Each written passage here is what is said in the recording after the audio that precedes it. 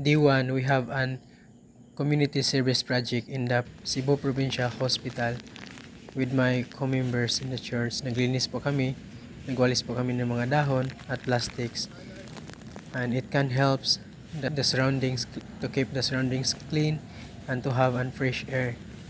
Sa dito challenge po, naisipan ko pong mag tree planting. Nagtanim po ako ng puno o mangga dahil alam ko po na ang pagtatanim ay nakakatulong, dahil nakatulong po ang mga puno, lalong-lalo na po kapag may baha na dumarating, dahil ang puno po ay ito po ang nag-absorb sa tubig o nagre-prevent po sa floods. So nakakatulong po ang pagtatanim natin ng puno. So tinanim ko po ito malapit lang sa aming bahay para po mabantayan ko po. At para din po madidiligan ko po araw-araw. Sa D3 challenge, proper waste segregation. So inihiwalay ko po ang biodegradable waste, recyclable waste, and residual waste. Ini-separate ko po ang plastic at inihiwalay ko din po ang carton o ang mga na material na pwede pang mag-reuse or recycle. Walay ko din po ang bottles.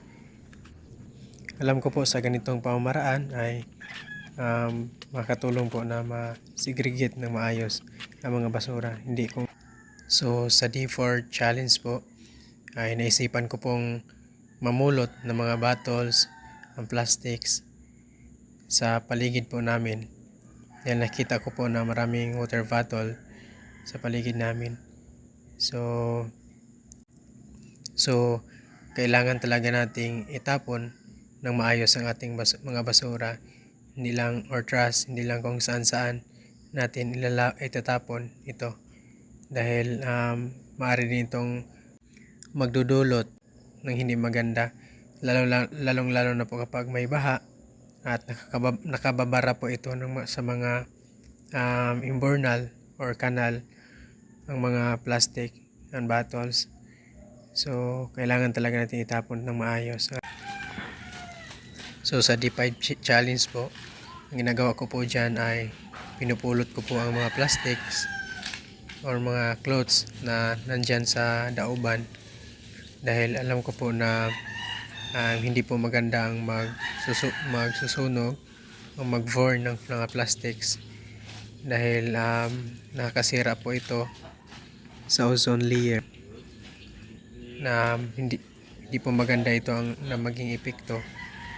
Nagkakaroon po tayo ng climate change dahil dito, at maaari din po ito maganda sa kalusugan ng tao kapag nalanghap ang usok.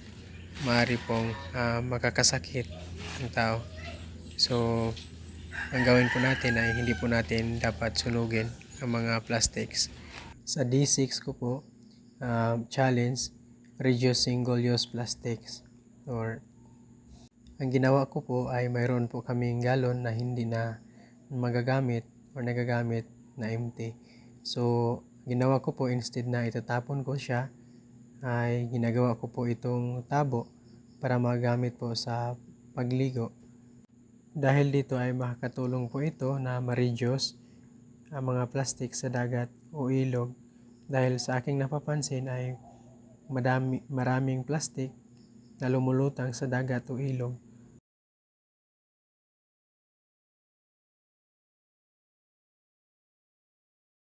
Tayong mga plastic o mga gamit na hindi na magagamit, so kailangan po natin siyang i-reuse or gamitin. Gagawa po tayo ng paraan na magamit natin ito. So sa 7 days day challenge, ang naisipan ko po ay solar, promote renewable energy. So napili ko po yung solar. So ang solar ay maaari po itong makareduce our air pollution. So solar power does not produce smoke, harmful gases or toxic chemicals, unlike coal or oil. This helps keep the air clean So ang gagawin ko po ay magkakabit po ako ng solar dahil meron po kaming kubo-kubo na bahay sa labas po namin. So ikakabit ko po itong solar dahil saktong-sakto dahil hindi na po ito ginagamit ng aking uncle. So gagawin ko po ay ikakabit ko po siya. So